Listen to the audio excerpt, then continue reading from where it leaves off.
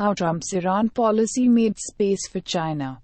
Rocked India's Chabahar plans. The proposed China-Iran strategic partnership likely means that India's plan to build Iran's Chabahar port has been rocked, further sidelining New Delhi from the region's geopolitics, said ThePrint's editor-in-chief Shekhar Gupta in episode 524 of Cut The Clutter. The emerging Iran-China strategic partnership is all the more significant because it comes at a time when Iranians have announced that they might be giving the construction of Chabahar-Zahedan railway line to China, said Gupta. Details of the deal. The Chabahar-Zahedan railway line is a 500-kilometer line that goes up to the Afghanistan border and would have allowed India to send goods, bypassing Pakistan. Additionally, it is right next to Gupta port, which was built by the Chinese. The New York Times, which accessed the proposed 18-page China-Iran strategic partnership, reported that the deal talks about expanding Chinese presence in Iran's banking, telecommunications, ports, railways and dozens of other projects. China will be investing nearly $400 billion in Iran over the next 25 years. In return, Iran is to provide regular and heavily discounted supply of oil to China for the same time period. There are more than 100 projects listed in the draft that will see Chinese investments. These include building some free trade zones in some very significant ports. The Chinese will also help Iran build infrastructure for 5G networks and come up with an internet filter like the Great Firewall in China. Meanwhile, the strategic side of the deal involves deepening military cooperation, with joint training and exercises, joint research and weapons development, and intelligence sharing. This is intended to fight the lopsided battle with terrorism, drug and human trafficking and cross-border crimes. If you look at the map of the region, look at where Iran is, and where India is, it is evident India has important interests here. So this is really in the very, not the heart, then in the bowels, in the underbelly of India's strategic interests, said Gupta. How US's Middle East policy changed. In the background to this deal are US sanctions on Iran, which basically restricted Iran from selling its oil, the key source of its revenue, to the bulk of countries across the world, said Gupta. But the Chinese have no such fear and Chinese are big consumers of petroleum, he added.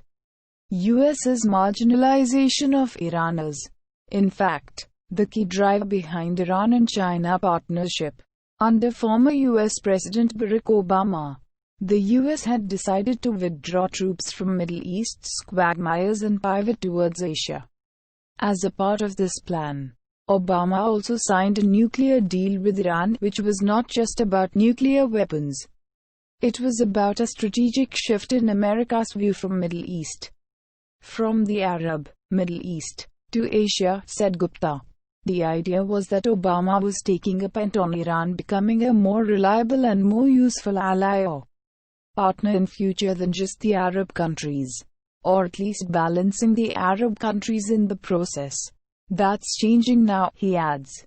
This shift marked a departure from US's traditional policy on the region. Gupta referred to a book by Financial Times' Gideon Rachman titled Easternization, from which he cited that throughout the 20th century, Western nations became the dominant influence in the Middle East.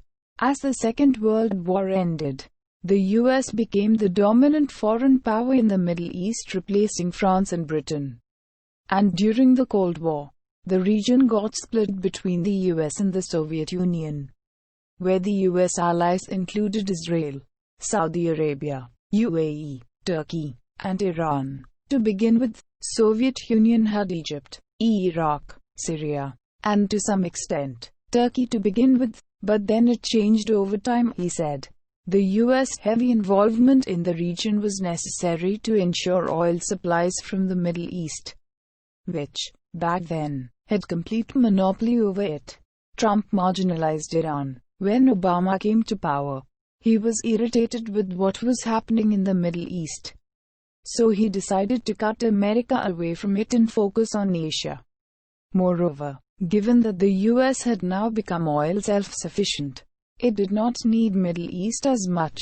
So, Obama reoriented the US towards Iran, moving away from its traditional Gulf Cooperation Council allies such as Saudi Arabia and the UAE. Gupta explained. But once Donald Trump came to power, he decided to overturn Obama's Middle East foreign policy.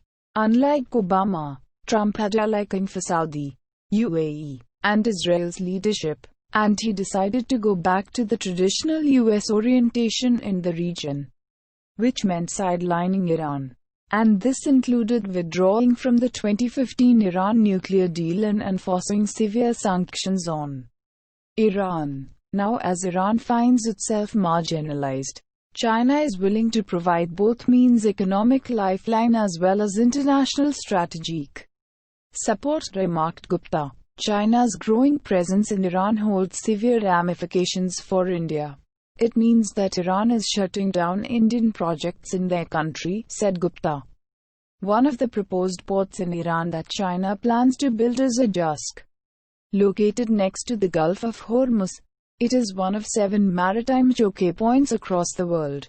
Billions of dollars of goods and oil moves through this choke point every year.